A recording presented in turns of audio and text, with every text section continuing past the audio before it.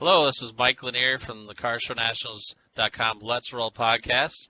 I'm here with my co-host Jeff Thisted, Hey guys.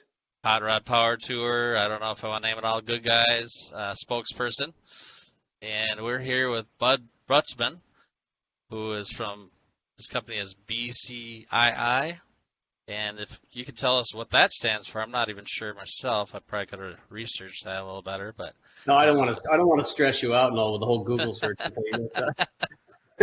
It's tough nowadays. It's hard with all those. No, the name of the company is BCII. It's just an acronym for Brentwood Communications International. It's just a company I started 30 years ago, and you're not really thinking later on that like, hey, I got to build this brand. I tried to change it a couple times. Apparently, my accountants and everybody tells me it's difficult, so I just keep it. So okay. Keep it the way it is. And now you're a producer. Yeah, a producer of several 350 TV shows. Is that correct? It's probably more than that at this point. But yeah, that's the latest count, I guess. There's a lot of them. That's the latest count. And how many hours of television? How many thousands? Oh, it's 3,000, 4,000 hours. I mean, we get pretty lucky, and we some of our shows go on for a long time. We had 130, 140 episodes of Overhaulin, which is a big show for us. But we generally, the goal in our business is not to do a one-off. You do one-offs all the time, but then the goal is to do multiples. We did Car Crazy for 11 years with Barry McGuire. Love that. That's 100 episodes. I mean, yeah, we've done so much stuff. So, in your opinion, what's your most successful show or your favorite show out of all the ones you've produced? Do you have one? No, I don't really. I mean, obviously, there's the. I did a bunch of military stuff early on for History Channel. Overhaulin's obviously the one that we're most recognized for, and I guess in the vein of most successful, as in it won't go away. The networks keep ordering it and say, hey, we want more, and then we get canceled. It's a very funny phenomenon. We constantly get canceled. Overhaulin gets canceled like every 2 or 3 years, and then Discovery revamps and gets rid of a bunch of people, and then they kind of dust things off and like, hey, let's bring that back. And they call me and go, hey, can you? It's every time. With TLC, They launched Turbo, we got canceled, and they brought us back on Discovery, that got canceled. Then they launched Velocity, that got canceled. Then they launched Motor Trend, we got picked up again. It's just it's comical. It's good. It's a good problem to have, though, isn't it? Yeah, well, we were in such an interesting business that you're going to use as an ego motivator to say, listen, it's so good they keep on bringing us back, and all these idiots who cancel us, right, are now out of a job, and the people who want to bring audience back to their network want us to do it. So yeah, it helps with the ego. You get kicked in the balls so many times. It helps when they kind of identify that you've built something really cool. 100%. So I'm a car guy. I know military is kind of your passion. But throughout my years, if I ever interview for a car show, they always want to do something like Overhaulin. And I always have to explain to them, you can't. They're the only show that can do that. Chip has got his cul-de-sac set up with the paint, the upholstery. He's got everything all within his little neighborhood. And that's the only way he can do it. He's got the A-team in there that sort of rotates around, the best in the business. And a lot of these other producers don't understand, well, if Chip Booth can do it, we can certainly do a car in 7 days. Like, good luck, guys. Yeah. Good luck. By the way, we didn't even think we could do it in 7 days when we started. When I created it, Chip was probably the only one dumb enough to say, yeah, I think we could do it. He was literally, out of all the car guys and the people I know, he started factoring stuff out, because I didn't know later on that he's kind of like a mad genius and he doesn't sleep, especially. Does he say no to anything, though? He's always up for anything, it seems. No, he says no to a lot of stuff. Yeah, we battle sometimes. Yeah, he says no. Yeah, he definitely says no to design ideas from other people. Well, is that what you battle on, design ideas? Yeah, we battle sometimes on design ideas and then sometimes on asinine ideas. I can tell you a quick little funny story. We were doing a Overhaulin at SEMA, and we were doing a 71 Challenger, I believe, right? And that was before the Challenger became cool, and then Ralph Shields and those guys brought it back, and it became the Demon and all this other stuff. It was a real 71 Challenger.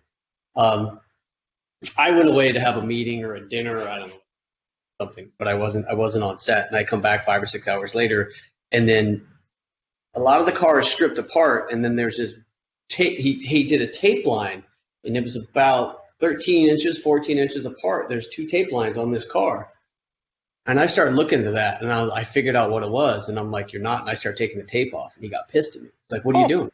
I'm like, I said, "Chip, no." And he's like, "No, what are you doing? I just put that on there." I'm like, "No, you're not." He wanted to fucking cut the car in half. He's like, "I'm cutting the car in half. It's a little bit too long, and if you section it down, come down here." I'm like, "No, you're not doing that. There's no way." Because then, I know it's like we're going to need a custom drive shaft, we're going to need a new cave member. Nothing's going to fit. Everything's just, you start sectioning and taking 13 inches out of the car. And yes, he's always right. He's never wrong, but it's inappropriate to cut a car in half at SEMA, right? Because at SEMA, what happens at like 4:30, we get like 20,000 people all crammed on the bleachers, and they all watch us unveil this car, right? So I can't be late because they all want to go out and drink and party, and we used to close the show with it. So I know I have this hard date. It's not like I can slide the date, because sometimes at Overhaulin, no one ever knows this, but we try to unveil the cars like 6 p.m. because we all want to don't die on the freeway of sleep deprivation. But sometimes because of chip and designs and late parts and whatever, we end up unveiling at like midnight or something like that, 11:58, just so we can get into that, that 7-day thing. But yeah, he was going to cut the car in half. And I just told him, absolutely not. There's no way. I'm not paying for a custom windshield, and then nothing's going to fit. And then you got to cut the fenders, and it's going to be a shit show. And then you got to start pounding the firewall and digging the firewall back to fit the motor in. Like, we can't do any of that right now. So we get in fights about stuff like that, because he Overhaulin is his big plate. He's kind of his sandbox. And then sometimes I got to tell him that there's still kind of rules. Well, at least you're the producer, so you've got such a good relationship that you can talk to him about design issues. It's like he's the design guru as far as I'm concerned. And I love, my pop is an artist, so I love my favorite part of the show is to watch him sketch the thing, and then he uses his white paintbrush or the white paint to put the details. And it's like the paper is white. Who uses white as an accent? And I love watching him work his magic. A funny story, which I always like to talk shit. You guys will know that. But the funny story is the first couple episodes, and I'll spare the people who were involved in this. All right. So the first couple episodes, they're like, that drawing thing is just too long. No one wants to see a guy draw. This is a note I get back from the network, and I'm like, are you out? You're literally out of your mind. This guy takes a white sheet of paper, and then within 45 minutes. It's a 63 Cadillac with a tan interior, and for some magical reason, we actually build that exact drawing. And you think it's boring? You think it's stupid? You obviously have never tried to draw a stick figure. I mean, because it's hard. It's hard to do a stick figure in 2 dimensions, much less. I mean, if you're at home right now, draw a cube. Draw a 3-dimensional cube right now. Just make it perfectly symmetrical. Like, it's hard. Everything's hard, and he just does it. He'll talk to us and tell jokes, and he's right. He's got his little airbrush, and he's got his paint, and he does this. It's just fascinating to watch. And the markers. He's got his wooden toolbox full of markers, and they're not Sharpies, but to do that kind of art with some colored pencils and a marker it just blows my. It is amazing. They're beautiful. Yeah. But the point of that is it has to do with networks don't always know what they don't want or what they don't need. Is they were going to cut it out. They're like, this is boring watching this guy sketch. You got to get through it. I'm like, I could sit and, everybody forgets Bob Ross. I could literally sit there and watch this guy sketch for an hour. And by the way, have more than anybody you've ever met in your life. I watched the guy do 10,000 drawings, and I could still watch it. All the happy little trees. Happy trees. Yep. Happy trees. They're very happy. Yeah. Steve Stanford is another one of my favorites to watch these guys do their thing. It's awesome. Steve's one. He's a good friend of mine, but he's probably one of the best automotive artists he's out there. Ed Turlock recently is really good, but Steve Stanford's amazing. I had to show my dad just got Instagram, and I had to show him the pencil specialist with a number 2 pencil. He creates these things that look like a black and white photograph. It's insane. We had Jeff, I think Jeff Anderson, Chip Foose, and Ed Turlock. We just took them to Riyadh, Saudi Arabia, and we did this military thing. We went to the military base in Riyadh, Saudi Arabia, and those 3 idiots sat down at a table and were doing like a draw-off.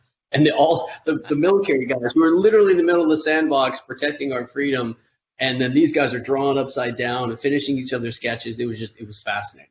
Yeah, it was really. That's very cool. Yeah. What ended up happening to those to the art? Did the military get them? Yeah. They signed them, gave them to somebody. Yeah, sure. Tell us more about this military stuff. I know you're into the SEALs, and you've done History Channel military documentaries. Yep, I wrote 3 books on SEAL Team. I've done 6 or 7 longer, maybe, specials with History Channel. I'm really, I like the Special Forces part of our military. I support our military. I think Now, were you in the military, or you're just a fan? Just a fan. I fanboy on very, very few things in the military, especially in the special ops community. Yeah, the operators they're badass individuals. Yep, no, they're definitely I learn a lot from them every time. I was just with some of them in Alaska shooting and doing some stuff in Alaska. Yeah, they're pretty fascinating. And the most humble for the extreme amount of things of operations they do. They are the most humble guys that I've ever met. A friend of mine flies A-10s, and it's like his kids think he drives a minivan. Yeah, no, usually kids don't give a fuck what you do. By the way, usually kids are like, yeah, your dad flies whatever. He's a pilot. They don't care. Exactly. Yeah. They figure it out sooner or later. So, Mike, how come he does all the research and he knows what's going on, and you're just laughing at us? He's just the man. I got a good co-host, and he's been on TV. I just kind of, Discovery reached out to me and said, hey, do you want to do podcasts? And I had never even done a podcast. So I'm like, I know some people. Well, maybe I should. And then, then I got Jeff as a co-host. He's stepped in really great. He's an awesome guy. Well, it's like I'm your target audience. I'm just the idiot who I watch the shows. When I'm at my dad's, I got Discovery and Motor Trend, and that's usually what's on. So I'm your audience. I watch the shows, so I ask the questions I think people would want to. I hope they'd want to know. That scares me. That definitely scares me. Right? Yeah. When you went to school for speaking, I'm lucky I can say a sentence sometimes. So there you go. You're very good at it, Mike. I really. But we have fun doing this. We've been doing a lot of TV people and stuff like that, so we've had a lot of fun with it, and it's like getting to know all these people, and we have a lot of fun doing it. So especially because now the whole car show world has been turned upside down, and that no one's doing anything. I mean, there's some virtual car shows happening. SEMA just got pushed. I'm working very closely with SEMA. It looks like we have plans. You can hear it now, but it looks like we have plans to bring Battle of the Builders back. So we are going to do a physical Battle of the Builders for SEMA. That's another brand that we created that's kind of taken its life on its own. I mean, Battle of the Builders has become one of the premier competitions for people to compete and bring cars to, and we're going to do it this year for sure. Well, you are this year. Yep. How? Wow. Easy. I just. For me, it's easy, right? Because all you need is an iPhone and a couple of people to hold them, or some sticks. No, that's all bullshit. We're not doing that. No, okay. We're not doing that. No, because I think it's funny is that Battle of the Builders has a lot of integrity. We're going to do the initial round of judging from 300 or 400 applicants down to the top 40. But as soon as you're the top 12, quietly, I shouldn't be saying this, but the top 12 then are going to be transported to Los Angeles to a studio that I'm building, a big, gigantic abandoned warehouse, and we'll actually doing the judging there. The reason, and I'll tell you the reason why we do that is, and I've been almost every car show, right? And I've been especially, the Riddler and the Amber, and I watch these guys. The way we design Battle of the Builders has such integrity with the industry, because the top 12 builders get to judge their cars against their peers, right? It's not judges. It's not a guy who's never welded. It's not a guy who's never designed. It's the 12 best builders at SEMA get to sit there for 10, 15 minutes, crawl through the car, look for everything, look at proportions, look at design, look at fit and finish, look at gaps. They get to do, and that's really what makes ours different. Is our show is those builders get to judge each other, and so that was the part that I was really pushing to keep the integral part, right? It's always kind of a crapshoot in the sense because we have to go through so many submissions just to get to the top 40. But you also know by reputation, you also know oh shit, the Ring brothers are building this really badass car. We have to go look at it. So that generally gets a look because they have such a high reputation, and you're not just going to walk past it because it's going to be badass. And look at it. It took those guys almost 6 times. They were in every competition. That's what gets me though, is that if it's I walked by their '69 Camaro. I walked by Foos's E-Type last year a bunch of times before I had to stop. It was like, oh wow, and check it out, because I've seen so many '69 or first gen Camaros, you start to get kind of numb to it. Dude, we've had 4 winners of '69 Camaros. I know, yeah. And no, there's every year, like Kyle Tucker won twice with 69 Camaros. Every year someone puts a 69 Camaros, like there's no way that thing's going to win. And then everybody looks at the fit and finish and they look, oh, that's pretty cool. And then it really has to do with, listen, we all know, we build cars. You're like, oh, wait a minute, you hand fabricated it underneath the wheel wells and then you color sand and rubbed them. Or you made you made underneath the hood out of carbon fiber and it's all one piece. People know and they start talking about it, like, the roof and the front windshield was all one piece of glass. You're like, oh shit. Okay, well that took a lot of work. And you start clicking off the stuff that they're looking at and what they did. You're like, it's not a 69 Camaro, with some, ORE moldings clipped onto it with a big LS in the front of it. I mean, some of those are, but these are just hand fabricated.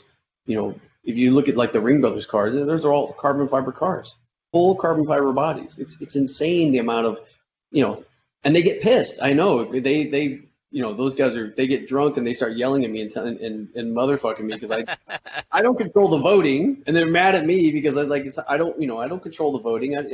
We get them in the competition. Anybody who's at SEMA that has a booth can go in, but they start yelling at me at the end of the day and it's frustrating. Because I know, you said Kyle Tucker, DSC, Tux won 2 years ago, and was it last year the Ring Brothers did their Camaro won? Because it had a big old Whipple under the hood. It is, so 2 69s in a row. Yep. Yeah. Tux won the year before because it was amazing. Amazing. Dipped in black ink. It was sick. Yeah, it was really, and then finally the Ring Brothers won with their car, and it was Reactor. I think it was called Reactor or something like that. They always have crazy names for their cars. I always forget the names. The one I remember is that. Go ahead. No, it was Valkyrie. It was called Valkyrie. Valkyrie, you're right. Yeah. Yep.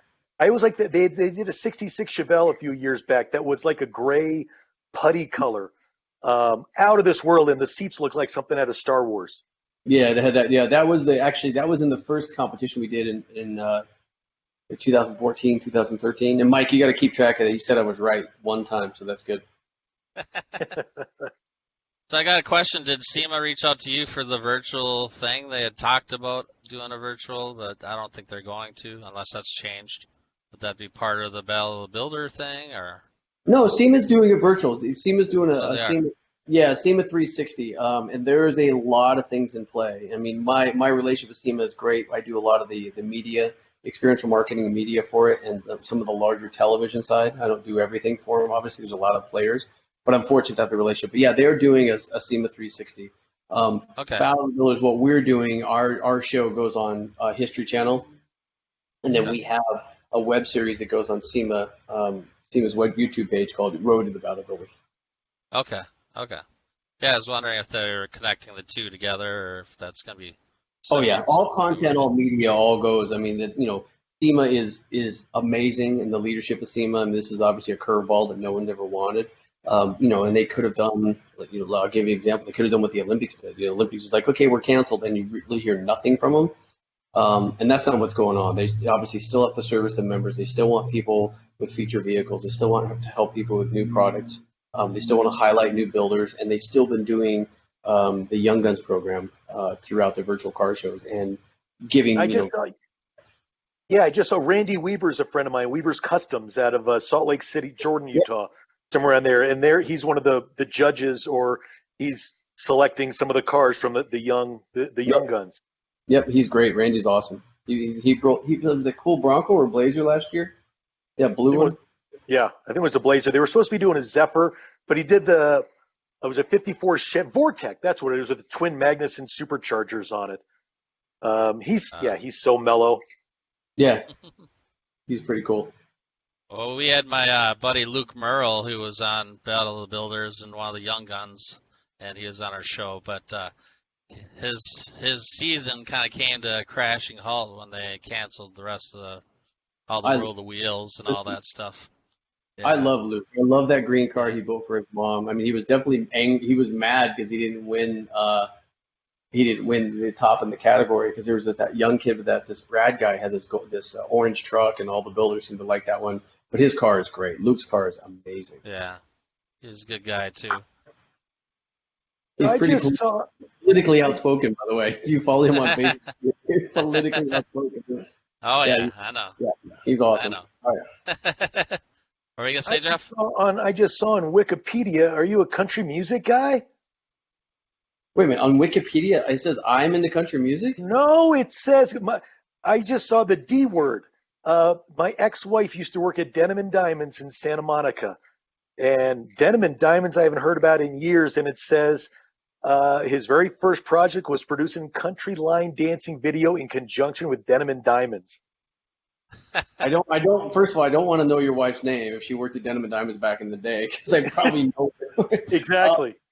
No, early on, I did a big deal with Denim and Diamonds. They were a big chain at the time, and we were doing country line dance videos. I mean, that was early 90s, 92, 93, 94, something like that. But we were doing country line dance videos and releasing on home video. I mean, at the time, I would produce anything, just about anything. But yeah, that I did. Yeah. For me, I did one in New York. I did one in Santa Monica. There was another one out here in the valley where I live. But yeah, we shot our very first production at the Denim and Diamonds in Santa Monica.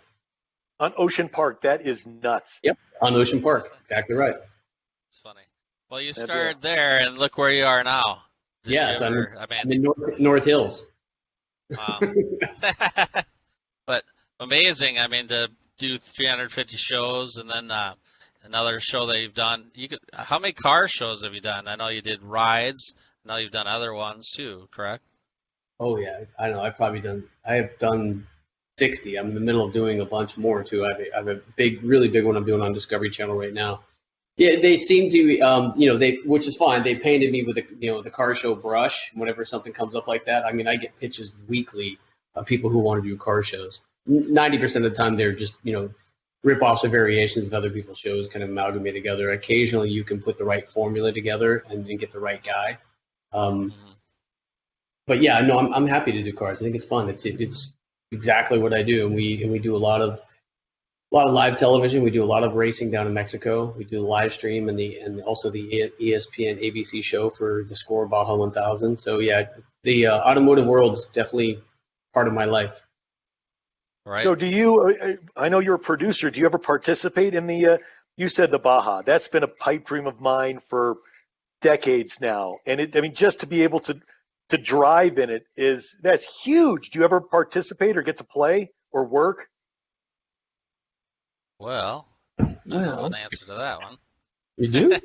Mike, this is a car show nationals exclusive. Yes, it is. You see that? Yeah. So, is that a trophy? Well, yeah, I won it in 2012. What? Wow. How was that? I love Baja. I mean, I raced it part of the BF Goodrich team in 2012, and then I raced with Brian Finch and Kyle Tucker. Well, with Kyle, not with Brian. Brian has not tasted dirt, and Brian will tell you the story. Because Brian, I know Brian. Brian's a very fast driver, and so is Kyle. They're both fast drivers. So they were doing all this autocross stuff and doing this stuff, and I started playing down the dirt in 2003, 2004, and those guys were still doing that for years. I mean, I didn't get Kyle in a car until 2010 or 11. We tried for like two or 3 years to win, and then finally Kyle and I won together in 2012. And then the following year, I was on the Ford team. Racing for Ford, the new EcoBoost, and I had Brian down there because I gave Brian my seat on the BF Goodrich team, and he'll tell you, I'm not sure if he, listen, he's super fast, he's faster than I am, but he's Brian Fast Finch. Right, but his first, he'll tell the story, but I'll tell you my version of the story, right? Because I remember it very well. So he was in the car with somebody, and we're just pre-running. When pre-running, you're just checking the course out, marking the course, you're not going too fast, and I'm like him. I get a little bored if I'm just sitting back behind 2 or 3 cars. So he was in somebody else's car as a passenger. First time down there, and you don't feel like you're going that fast. There's a lot of terrain. You're going slow. So he gets in my car, and we spent about 15, 20 minutes just doing the same thing. Lead follow. Finally, I started around, got pissed, and I just jumped off the side of the course and just hauled ass through this desert, bounding over shit, hitting rocks and hitting dips.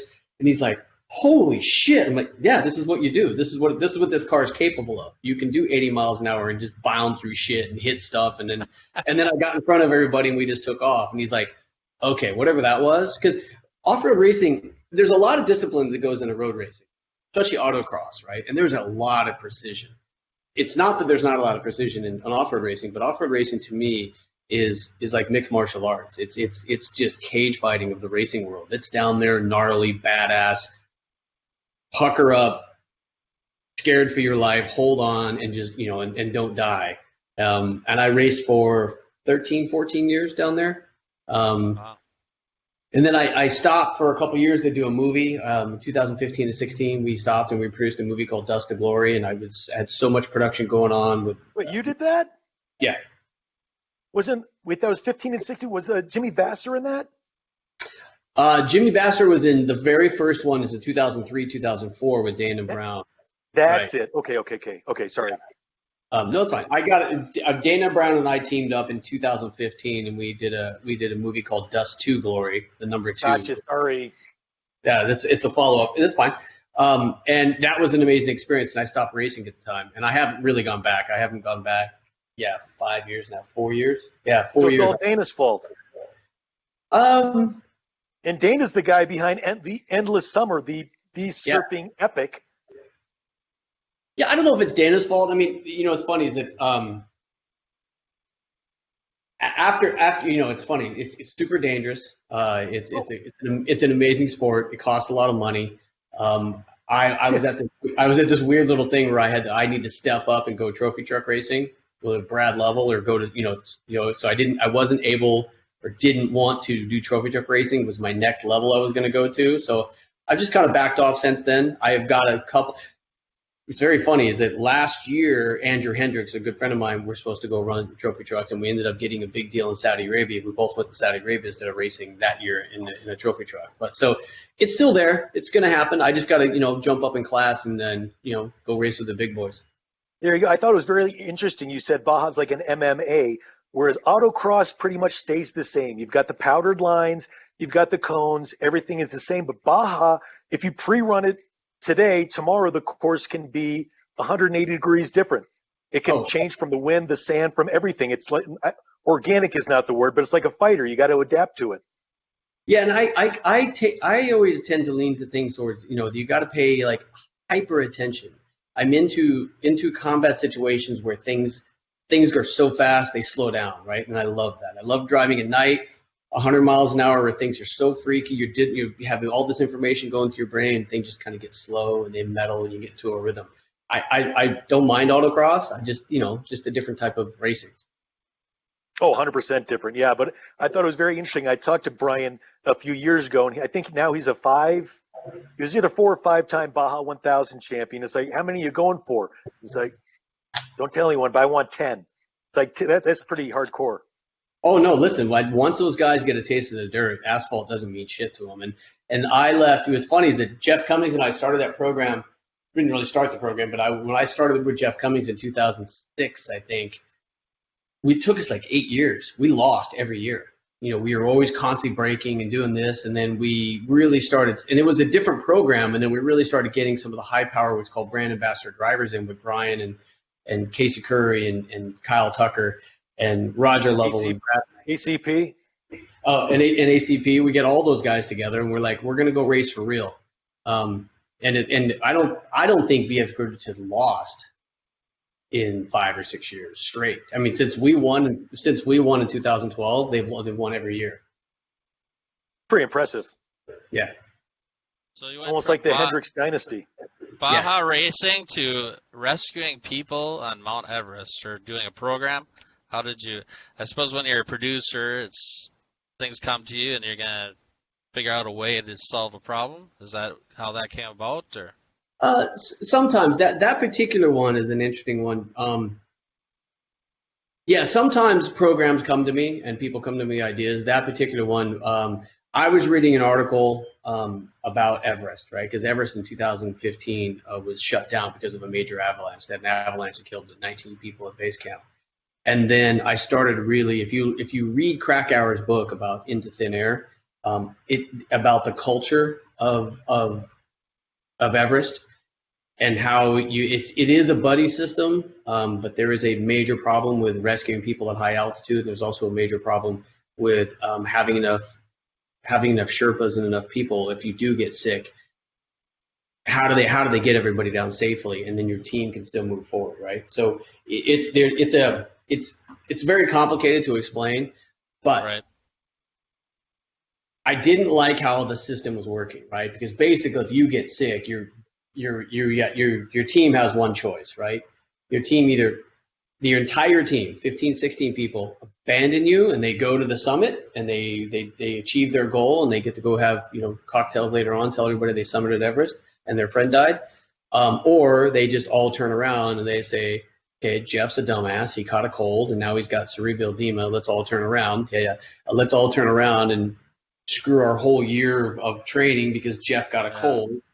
And then that's what should happen, right? That is and generally that's generally the plan. The problem is, like most plans, you get summit fever and you start looking up and you're like, okay, well, you're at Camp 4, Jeff. You sit here. I'm going to go this. We'll come right back. And meanwhile, you get back to the tent and Jeff is dead.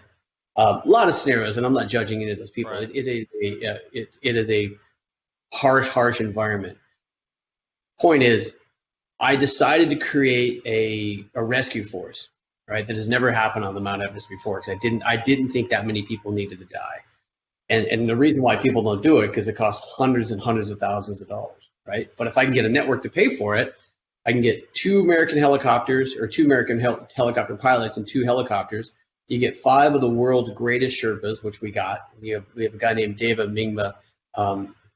He's our Sherpa, and he is the youngest person to summit all 14 8,000 meter peaks. He's amazing. He's under 30 years old, and he's jamming. Wow. He did like 6 8,000 meter peaks last year. So he was leading our stuff. The whole point of that is I created this rescue force, and then if anybody got sick or got injured or whatever happens to you on the mountain, all they'd have to do is call us, and we'll come get you. Our Sherpas are stationed as people are traversing up in the mountain. We'll come stop and get you. We have medical. We have cameras. We have 2 helicopters waiting, one at Lukla and the other one at Farache. So if they needed something, they'll be there in 10 minutes. So we went there. We weren't received that well, because when you tell a bunch of hardcore, badass mountain climbers that, hey, if you get sick, we're going to rescue you, they usually tell us to piss off. But we ended up doing 38 rescues, and we saved 7 people's lives. And we 38 rescues, and that's just 1 year? That's in a month and a half, 6 weeks. Holy moly, that's fantastic. Yeah, I mean, we had people passed out, heart attacks, bleeding out of different parts of their body because they were pregnant. We had people that were caught in the avalanche that were blind. One guy broke his leg in the ice fall. We had to go helicopter him out, and we did. And I had a doctor on board, so I had an American doctor who actually is a complete badass. He lives in Boulder. His name's Jeff Evans. He lives in Boulder, Colorado. He's a high altitude mountain a doctor. Or medic, as you want to call him. And yeah, we ended up rescuing a lot of people, and it was just amazing. It was amazing that we can see. Part of my craft is I always test myself, if I can figure out how to create a show like that, change people's lives. I don't need anything for it, but I just like, wait a minute, what if we do this? What if I sell a show that has this kind of rescue force and we go help people? And it worked. And it's a win-win-win. You've got the network to pay for it. You're educating people on the networks. So it's like, I love watching that kind of shit. And you said there's a blind climber. I know Everest is packed with trash and all sorts of stuff, and you have to have a Sherpa or Sherpas to climb it. How do you feel about people who, a blind climber who needs multiple Sherpas to get him to the top of that thing, while not necessarily jeopardizing other climbers, but could be creating a bottleneck of, up above the Hillary step, that kind of stuff, where it's a traffic jam. Well, yeah, the Hillary step is not there anymore. That was actually flattened by the earthquake in 2015. There's some photographic evidence that's kind of slid. So Eric Weimrather is the only blind climber that I know of that have made it to the tip of Everest, made it to the top of it. And Eric is a superstar athlete. So my friend Jeff Evans guided Eric to the peak. Yeah, he guided Eric to the peak.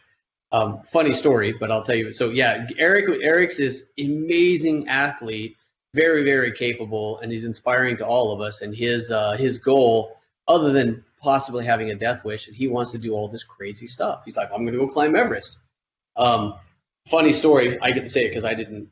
I'm just repeating it, right? So Jeff told me when they got to the peak of Everest, it was like early morning, because they left at like 2 o'clock at night. And they got there early in the morning, and Yeah. Jeff said to him, "Okay, you made it to the top of the world. Take a look around." And Eric's like, Oh. "I'm blind." I goes, "I'm blind." All right. He's like, "Yeah, you know what I mean." He's like, "You're here." So now, but yeah, he selfishly, or not selfishly, guided Eric to the peak of Everest. That's incredible. Yeah, and he wrote a book about it. Oh wow. Yeah, That's incredible. Because I'm in Colorado with my pop now, and I think it was 2 weeks ago. Loveland Pass, 11,990. We park at the top of Loveland and started hiking up. We got to 13,000 feet, and it's like I can't breathe. We got to turn around, and we're not even to the base camp of Everest, and we're turning around. Yeah, I mean, 19,500. yeah, and there's nothing in Colorado that's even close to the base camp. We got No. Mount Evans and the 14ers, but those are 14 and base is 19. That's hardcore. Yeah, it's pretty brutal. It took us 11 and a half days to get to base camp because you have to acclimatize. So the acclimatization is, we start out in Lukla and then you walk in 38 miles and you just acclimatize. You spend a couple days in Namche, a couple days in Fariche. You got to acclimatize your body. Basically, your bone marrow has to create more red blood cells to carry more oxygen. So has Everest been one of your things you wanted to do, or did this come about through people pitching you programs? No, Everest was never on my radar. Okay. I happen to be that kind of guy. If I want to go do something, I go do it. I truly just created the TV show just to go see if I could save people's life on Mount Everest. And then guess what? I get to go. So it's like bonus. That's awesome. So did you get up past base camp? Did I what? Did you go past base camp, or did you kind of hang out there? Oh, no, I hung out at base camp. I had to deal with my wife. I mean, I had to deal with my wife. There's no way I was going to climb. It is when you're leading an exhibition like that, the last thing you want it to do is all of a sudden I'm hurt or I get it. I mean, it's such an unforgiving environment. And what you mean by that is if you get sick in any way, shape, or form, you have to go to Kathmandu. And all of a sudden, you get it flown out, you go to Kathmandu, you have to drop in elevation, and then you don't know what the hell's going on. So I'm there with, probably 35 people. I'm responsible for them. I'm making radio calls, insurance calls. I'm in charge of helicopters. I got Sherpas on the mountain. There's a very close friend of mine named Nims who just broke the record for completing all 14 climbs, all 8,000 meter peaks in 7 months. He was with us. Yeah, 7 months. He did it all in 7 months. He was with us, and he grabbed me once. We pulled him off the mountain and he got sick, and we pulled him back down to where our base camp was. And then he says, "Hey, do you want to go back up? And we'll be back in 2 days." Because I was already at base camp. I was already acclimatized. He's like, he's a monster. And he's like, 2 days, we can peak. We'll stay one night at Camp 3 and then jam up there and come back. And I'm like, so I called my wife, like, "Hey, I have an opportunity. I got a guide who's willing to take me." And she's like, "No fucking way. You're not going." Because, when I'm leaving, she's watching Everest, the movie from '96. And then she's like, "There's no way you're doing it." And I'm glad I didn't. It's, you don't want to put a mission like that in jeopardy. And it's not really about me. When I get to tell a unique story, all right? There's a lot of people, 2,800 or so, you can say that they summited Everest. And I did not summit Everest, but I created a rescue force to go help a lot of people. We did help a lot of people summit Everest, and we also saved people's lives. That's cool. Fantastic. And you use one of those military words, unforgiving. Oh, yeah. Like Everest is unforgiving. It really is. It separates. Listen, it's a real place. That place really kicks your ass, and it's not for the faint of heart by any means. And it kind of reminds me of SEAL team training, which they call BUDS. Yeah, it's underwater demolition school. Right. And if there's something wrong with you, it's going to come out in BUDS, right? Because they stress your body. They stress you with sleep deprivation. They stress your mind more than your body. It's like that swimming test, going down in the pool, and I can swim like I'm really comfortable in the water. That started messing with my head. Yeah, go ahead. Sorry. We have to do the bleep button for both of us. Yeah, no, Yeah. drown proofing is kind of crazy. I was teaching my son drown proofing, and yeah, we were doing drown proofing exercises in Palm Springs a couple of weeks ago. We were doing all kinds of stuff. I teach him that stuff. But like SEAL team training, if the problem with the good thing about SEAL team training and Everest and the stuff you don't know, if there's something wrong with your mind or your body, you're screwed, because it'll show itself on Everest, and it'll show itself in Bud's training. And here's what it is. The oxygen at the peak of Everest is 33%. You have 33% oxygen. They keep on telling you your body is dying when you're on the peak of Everest, because you're just starving your body and for oxygen. And it's all the white blood cells. The reason why so many people get sick and pulmonary edema and serema edema is your white blood cell count goes way down. Your white blood cells obviously can fight infection. Your red blood cells go skyrocketing because it's trying, and it gets super thick because it's trying to carry more oxygen. So your hemoglobins, which are inside your bone marrow, are just cranking, stealing sugar out of your body to try to create more red blood cells, to create more oxygen. And then it's just this massive, experiment with your body. Like, can you have any heart issues, any lung issues, any mental issues? You got an aneurysm, you got something's wrong with you. It's going to show. And I promise you, we pulled people off the mountain that are athletes, and they're like, you pull them down, and like, what's wrong? It's like, no, my nose just kept bleeding, and I had this hard headache. And then you pull them down, and they magically are fine.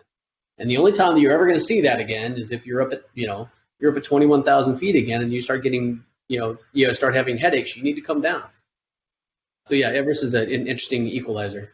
I have a hard enough time wearing a mask for 12 hours a day right now. Man, I can't even imagine that. Exactly. I come from sea level in Redondo Beach up to visit my brother in Keystone at 9,800, and they always yell at me. I grew up in Colorado, but they always yell at me still, drink water. You got to stay hydrated. And I see my nieces and nephew multiple times a day go to the kitchen sink, fill up a full glass of water, and chug it. It's like, you guys are up here. It's like, we need to drink water, Uncle Jeff.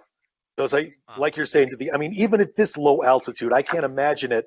And over 25,000 is the death zone?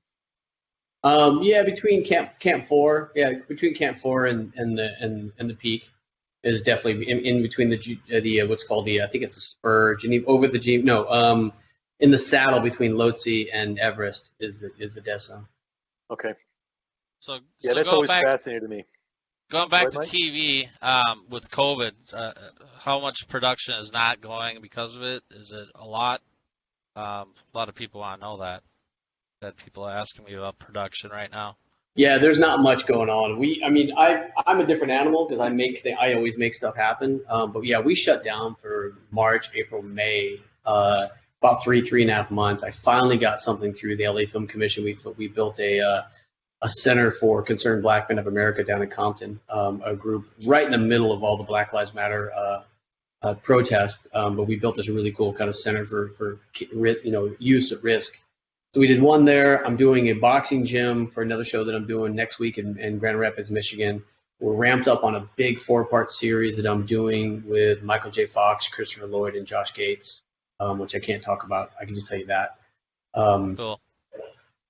So yeah, and then we're obviously ramping up what's funny is we did whereas I was able to do a whole bunch of web-based stuff. We did a series called, with Cam from Optima Battery, we did a thing called high horsepower house calls. We were kind of tuning into people because what was happening during this COVID, which is unprecedented in the history of the world, right? It was like, wait a minute, we all got 3 months to work on our hot rods? I mean, there's only so many honeydews and fucking baby rooms and stuff you can paint. And all of a sudden now we're working on cars.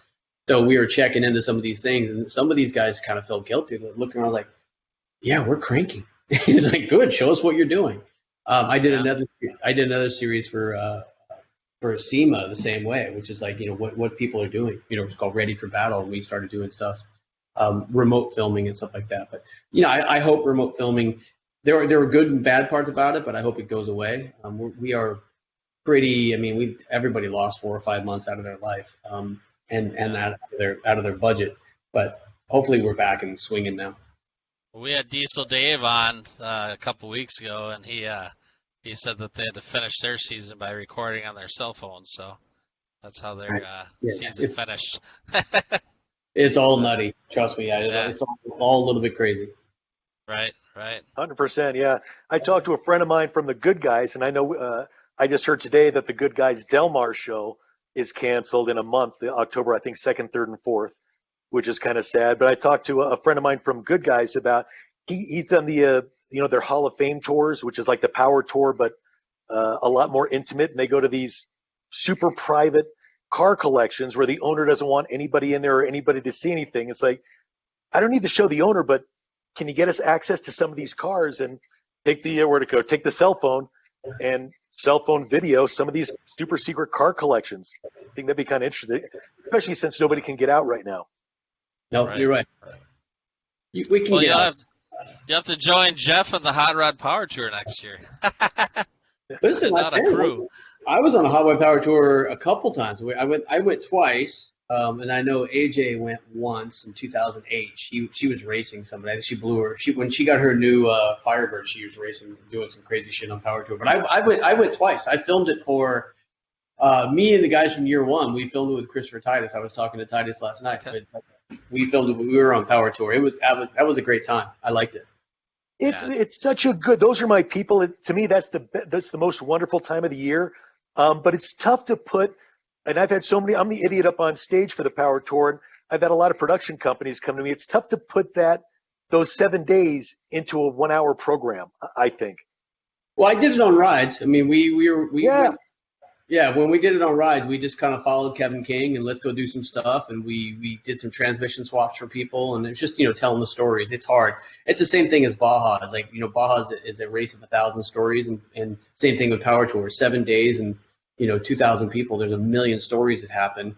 And how do you cover them all? But, you try to pick out the story and give them the essence of what it is. Yeah. Right.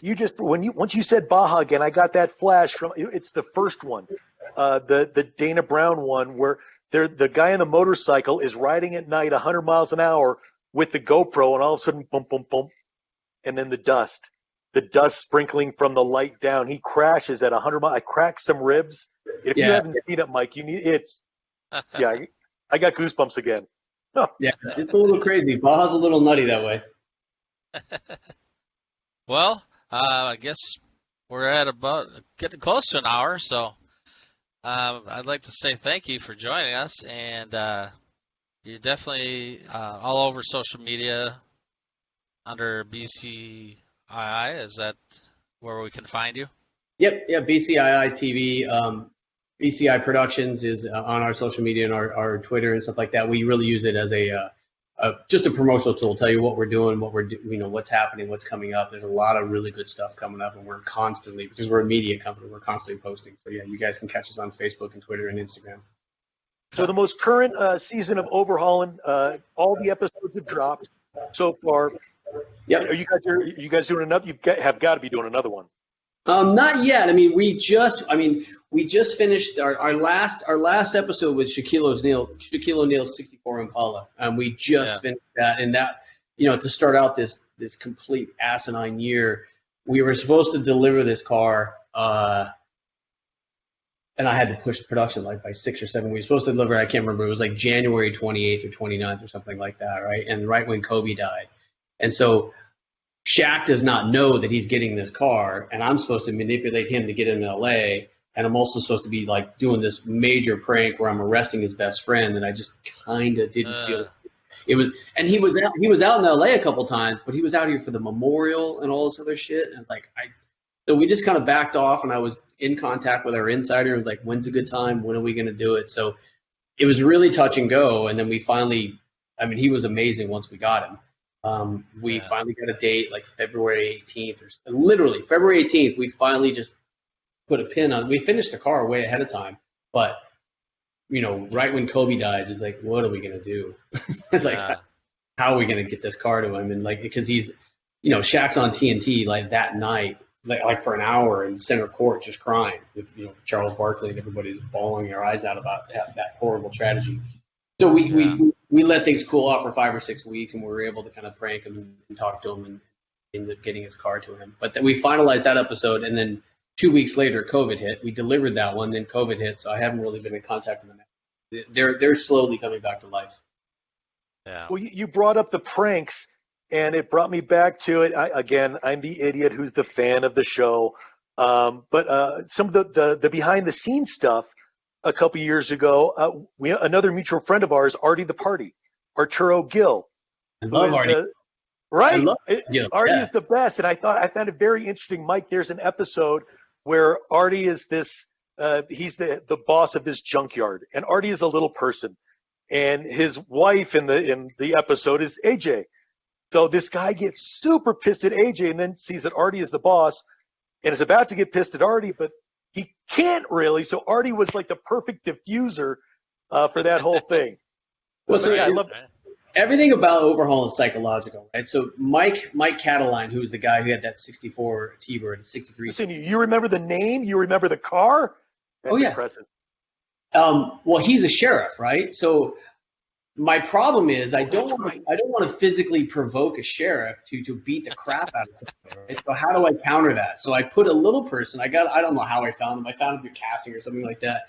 And I said, Art, here's what you need to do. Like, we're gonna have this hot chick. She's gonna be working at it, and her husband's gonna be the owner. And she's like, I'm gonna get my husband out. He'll square this way. And he comes out, and he is just mouthy as can be. And he's yelling at the guy. And the funny thing about it, if you watch the episode again, so he starts yelling at Mike as we're pretending to crush his car. Yeah. And he said, why don't you get the hell off my property before I call the cops? And the guy turns around and says, why don't you do that? You should call the cops. Never said he was a cop. Wasn't really that.